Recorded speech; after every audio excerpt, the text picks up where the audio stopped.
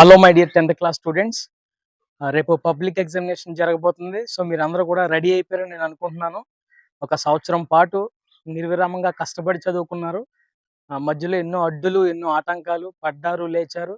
మొత్తం అన్ని కూడా దాటుకుని చివరి ఘట్టానికి చేరుకున్నారు ఈరోజు.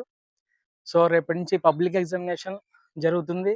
ఈ పబ్లిక్ ఎగ్జామినేషన్లో కూడా మీరు గట్టిగా కష్టపడి చదువుకుని గట్టెక్కేస్తే 10వ తరగతి పట్టా మీరు పొందుకుంటారు. సక్సెస్ఫుల్గా 10వ తరగతిని పూర్తి చేసినట్టు అవుతుంది. సో కొంచెం పాటి టెన్షన్ అనేది మనల్ని ఏడిపిస్తూ ఉంటుంది.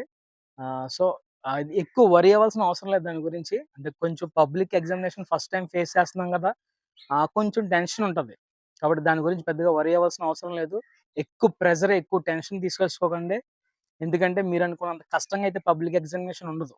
ఎందుకో మీరందరూ కూడా చాలా గట్టిగా సక్సెస్ కొడతారని నాకు అనిపిస్తుంది.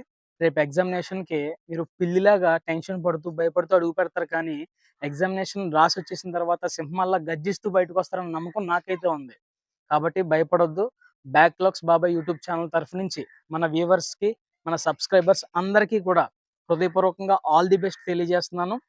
ఓకే, ఆ భగవంతుడు మీ అందరికీ మంచి సక్సెస్ దయచేయాలని కోరుకుంటున్నాను. Thank you.